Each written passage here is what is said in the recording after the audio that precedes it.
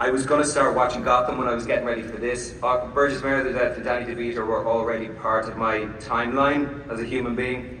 And then I was going to watch Gotham and I thought, no, I better not. I've heard Robin Lord Taylor is brilliant. I don't want to be taking ideas or trying to do something different consciously, so I haven't seen it, but I heard he's brilliant. Anyway, I'm part of that lineage of which Robin is part of. But I was cast, and then it was Marino that had this idea. I mean, Matt wanted the character to look a certain way, and there was pictures going back and forth. But the really cool thing is practical makeup, practical effects are a dying art in cinema, right? AI is coming in, special effects are what they are now. They're cheaper to do in some ways. For me, if you look at a film like The Thing, it is so visceral. John Carpenter's The Thing, the experience is so visceral because you know what's happening is taking place in a real space, and it's being photographed, and it's what they call in film, it's happening in camera, it's happening before the lens.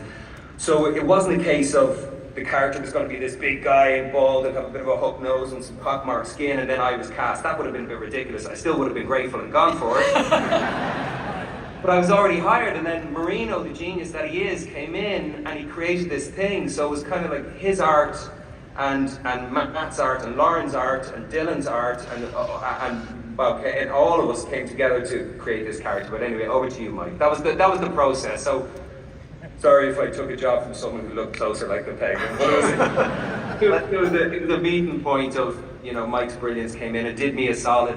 Dylan, in answer to what you were saying, even though you didn't ask me a question, like I said before that I've never felt, and I mean this, I've never felt such lack of total ownership over a character that I've played, and I'm really grateful for that lack of ownership, because the other, you know, half, not excluding, of course, Lauren's incredible writing and Matt's work and Dylan's and everyone's involved, but I share this character 50-50. I may be on a day where I'm a bit needy, will take 41% of it, but 49 goes to Mike, but now it's 50-50 really to Marino and myself. You know, it was really, and the team, that extraordinary team that he works with as well, makeup team that he works with, but you know, it's a dying art, and it was brilliant to be able to be part of that and be hidden. Like I was hidden, I was gone. As soon as that suit went on, 3 hours of makeup in the morning, I was gone, you know, and it was so much fun to inhabit, and just did me such a favor. It was such an honor.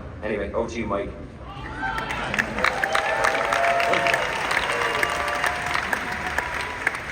Well, thanks, everybody. It's really a dream to work with Colin and to work with such creative people. You know, it's very rare. You know, I've done a lot of films in the last 25 years, and you rarely get an opportunity to really create a real, authentic character. A lot of the time we're doing, you know, some injury or some kind of, you know, old age makeup or something like that, where it's hard reality.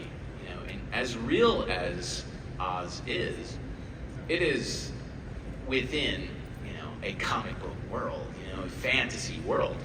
And Matt's script in the film was pretty hard reality, but at the same time, there is a guy in a bat suit flying around. It's like, you know, real world.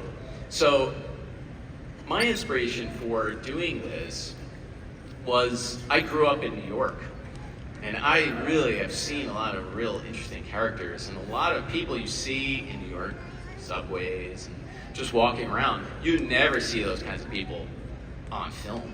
You never see them on TV, you never see what real people look like. You know, so Oz really is like, you know, someone who never got to be seen. You know, his personality is wanting. It's wanting to be something more than he is.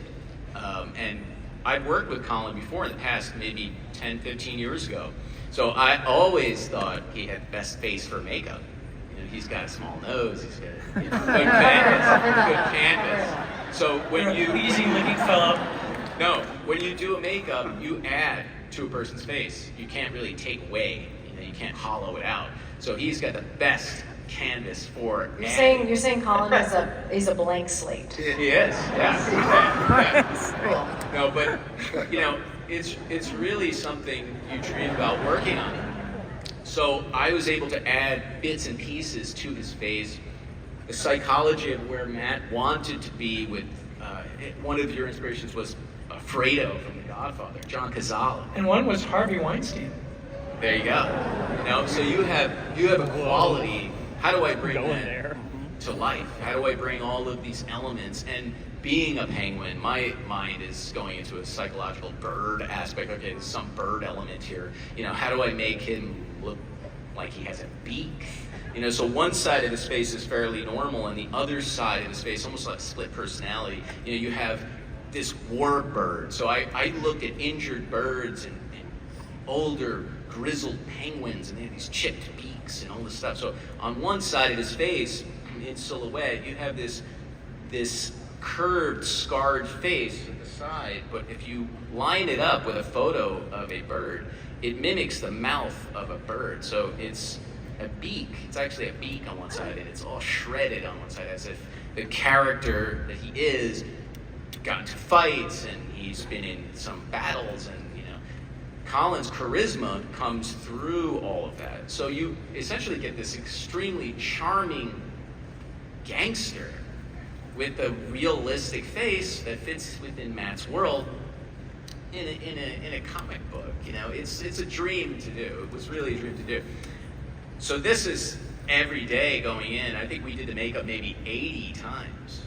So Colin had to sit with us for hours, come in the morning, maybe 2, 3 in the morning, sit with us for 2-3 hours while we made him this fake person.